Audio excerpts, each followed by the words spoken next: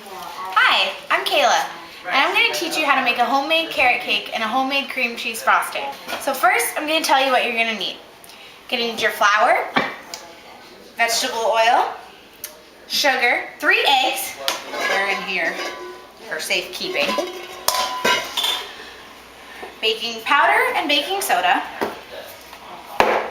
salt, cinnamon, raisins, coconut, and about a pound of grated carrots.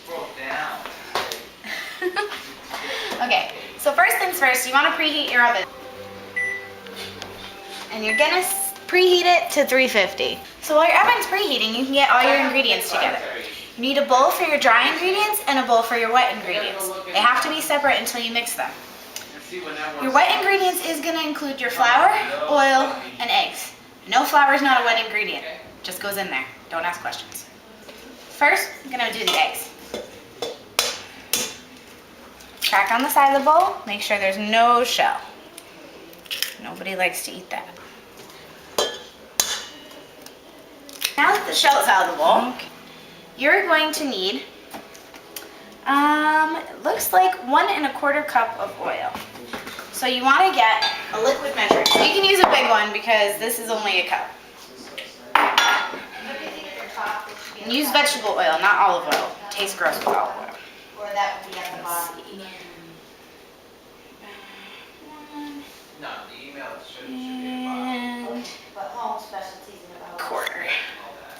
There. Close that up. In with the eggs. Yum. Okay. And you need 2 cups of flour.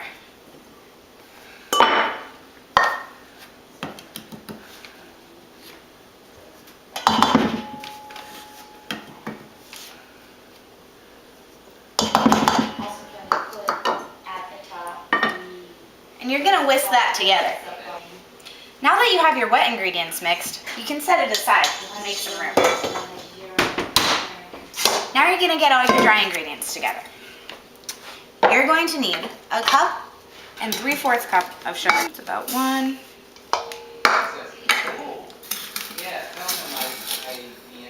And a 1/4.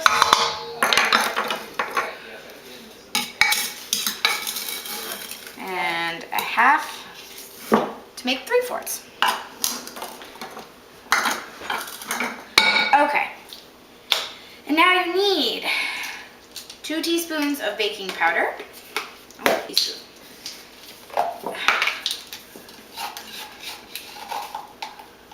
1, 2, and 2 teaspoons of baking soda. 1, 2. Good. And you're gonna need some cinnamon. Let's see, about 2 teaspoons of this. Just pour it in. Looks good to me. Okay, and salt. Just 1 teaspoon of salt. I said also I love his love. I think I would break myself and not Awesome. with the other words. So you can spoon mix these together. That's what I usually do. Now you're gonna combine your ingredients. So you're gonna pour in a little bit of your dry mixture, about as much as you think is good, and mix it in. And then you're gonna pour a little more and mix that in. Now that you have all your dry ingredients mixed together with your wet ingredients, you're gonna set that aside. And with your carrots, you're gonna put in some coconut and about 2 boxes of raisins. Okay. Oh, looks like our oven's heated. Almost just in time. Okay.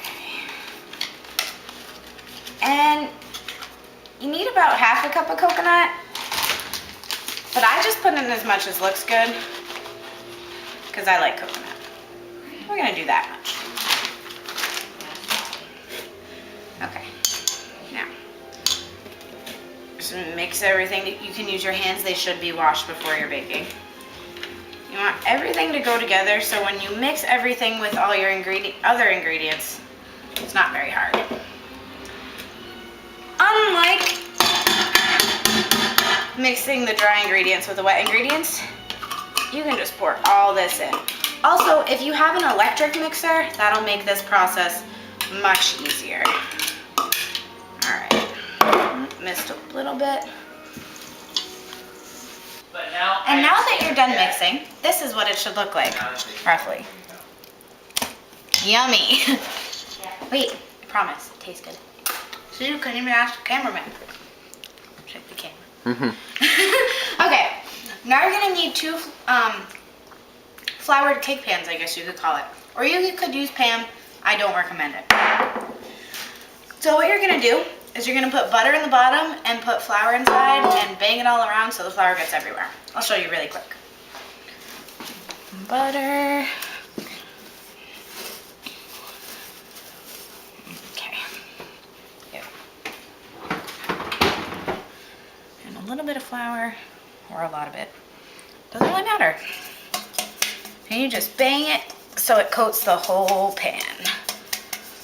Now, you do have to coat the sides, so I recommend you do that part over a second. Now, you want to make sure it's about equal the amount of batter you put in each pan, so you can have nice equal cakes. Put that in the stick.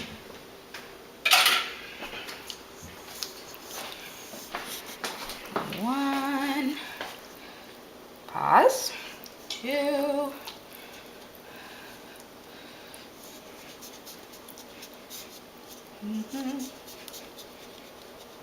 And for the end parts that don't want to come out, you can get a big spoon. Okay. I don't like to waste, so I get as much as I can. But now you can eat the rest of the batch. So, these are ready to go in the oven. You can put them side by side. Make sure they don't touch each other though. And the middle is usually a good spot. Okay, we'll start over, yeah? Okay. Okay, those are in. Set your timer for about 35 minutes. And now we wait. Hi, welcome back. So now that our cakes are about done, we're gonna need everything that you need for your cream cheese frosting. You need about 16 ounces of cream cheese, a stick of butter, or 2 half sticks, and about a pound of confectionery sugar, half of the 2-pound bag, and some vanilla extract for a flavor. And just about done, only a few seconds left, so we can shut that off. Oh wait, went off anyway.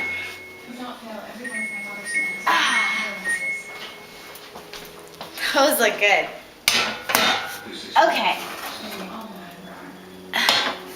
While we let the cakes cool, you're gonna make your You're gonna make your frosting.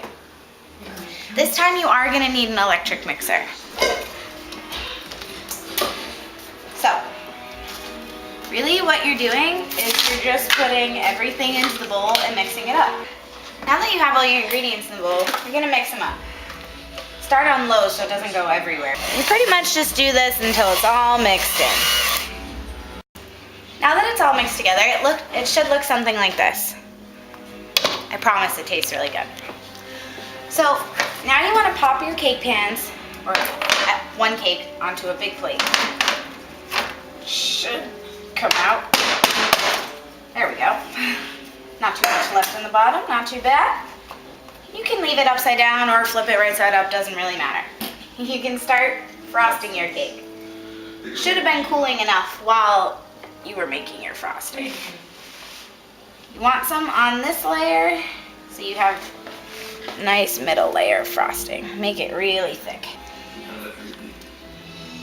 It's okay if some of the cake is coming apart. You just have to be delicate with it.